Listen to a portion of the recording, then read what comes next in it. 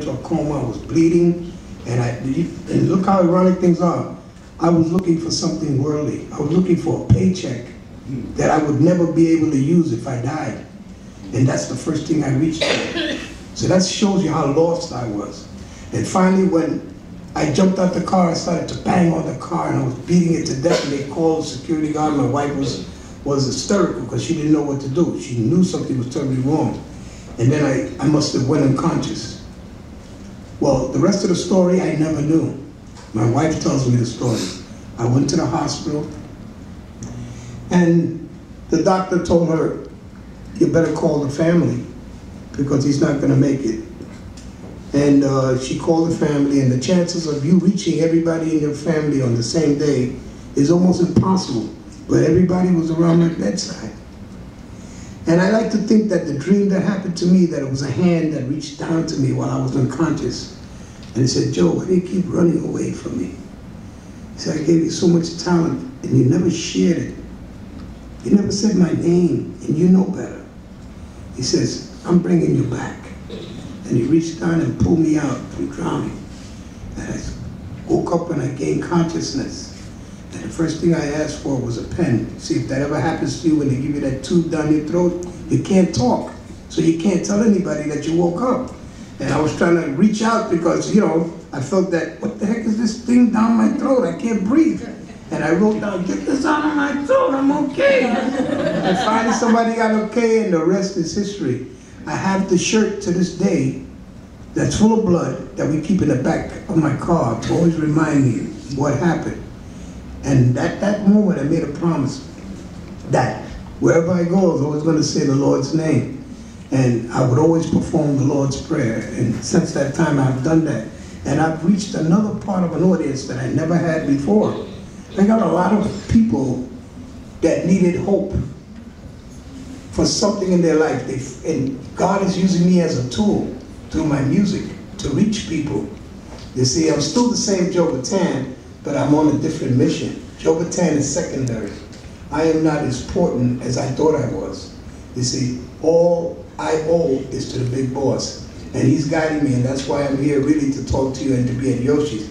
And that's why we need your help to support on Saturday. If you come out, it'll be something for all of us to share in his love. Yeah.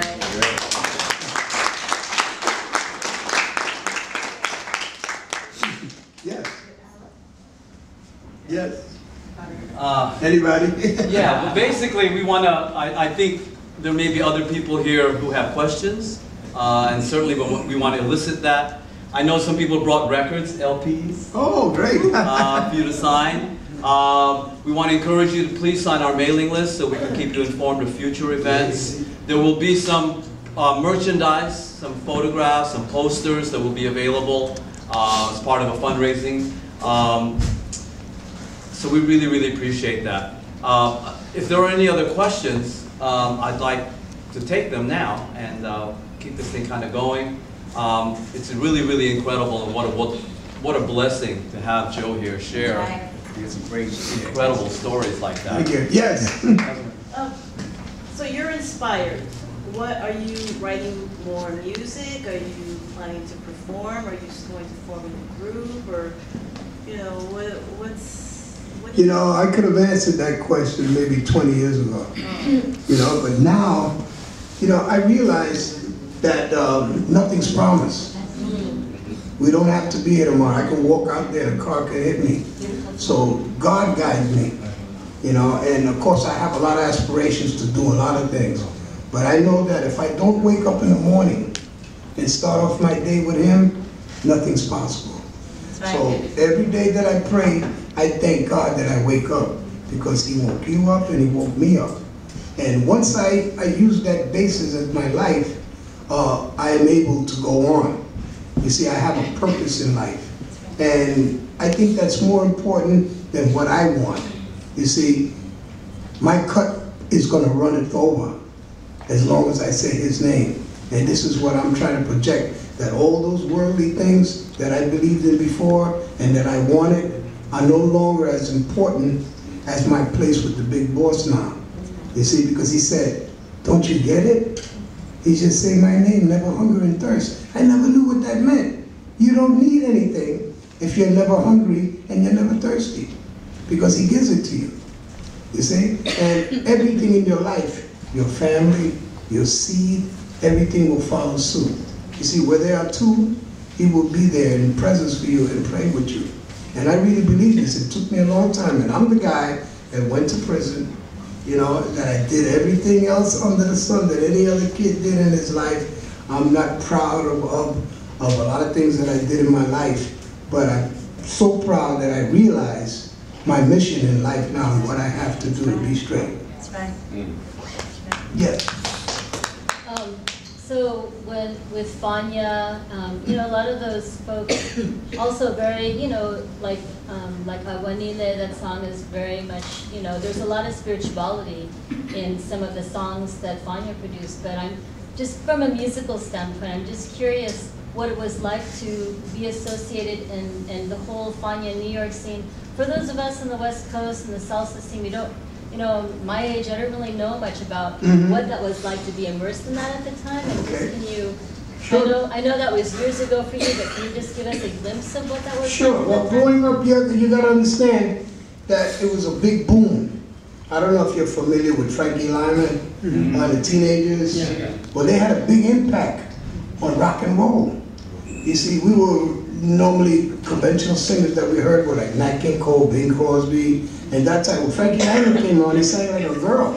He had a high tenor voice. So he made an impact and changed music, right? Way before Elvis Presley and a lot of the other stars that were coming on. So him bringing on vocal groups and this R&B scene was similar to what happened in the 60s with Latin music and Fania Records. See, Fania grew up out of Roulette Records, which was Tico, okay? And at that time, you gotta understand, most of the artists in the industry were really never paid.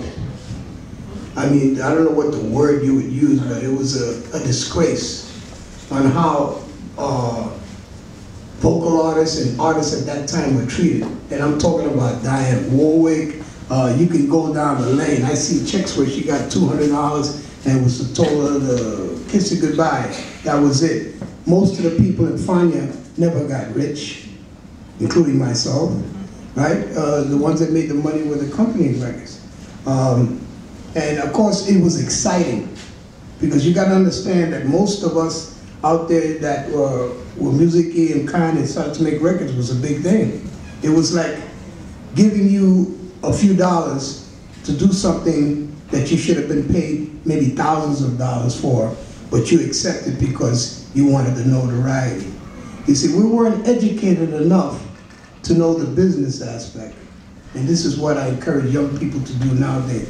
Young people nowadays get paid far more than we did back in that days because we were not educated into the music business and the technicality of royalties, retailing, marketing. We did not know. There was no one to educate us, so we went along with the game. And of course it was exciting. There was a war, and I'm sorry, but most of women were left alone because everybody was all fighting. So it was an exciting time for music because the ratio, I mean, in California alone was 5 to 1. I don't know, it probably still is. But in New York, it was the same thing because most all the men were away. You know, so then the music came about and then this big explosion of happening of doing Latin music in English during the 65, which became the Boogaloo. Actually, I call it Latin Soul because I figured Boogaloo would never last, and I was right. And what happened was they started to cross over on American stations and they started to play this record, and it gave the chance to non-Latinos to listen to Latin music. You see, Latin music has been around since Desi Arnaz, you know, Prince Prado, all those guys.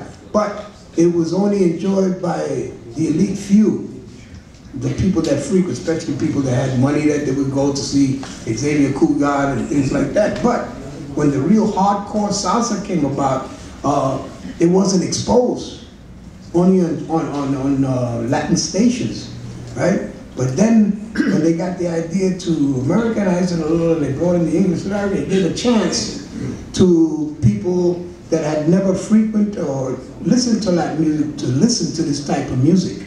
And then they could understand the beat much clearer when it was told to them in a language that they understood. And of course, the rest was history. It caught on, it went on, it was an explosion, it started spreading around the world. Until this day, you see a lot of these artists that are doing, the wave was paved the way by people like Joe Cuba, Ray Barretto, you know, and the likes.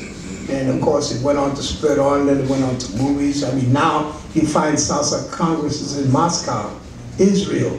I mean, we have some of the greatest dancers here in California that play dance Latin. I mean, back in the days when I first came here, I was the best dancer, and I got 2 left feet.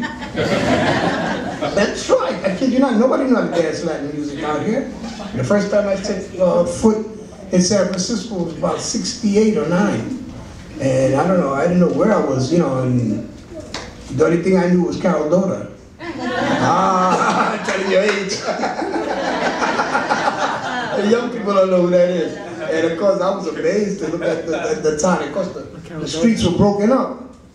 Right? I couldn't understand why the heck are the streets broken up. I guess they were building the bark or whatever back then. And I couldn't cross the street. It would take me half an hour to cross the street. And it was just an amazing time. I mean, going to Sausalito and seeing the clothes and what people wore. We didn't see this on the East Coast. And then the music was just like maybe 3 years behind. It was always 3 years to catch up to what New York was doing. So of course, I was at the forefront. Because here I'm from New York, I knew everything that was happening in New York. And everybody, kids were curious. And they would used to ask me, but I was a bad teacher. I was a bad teacher.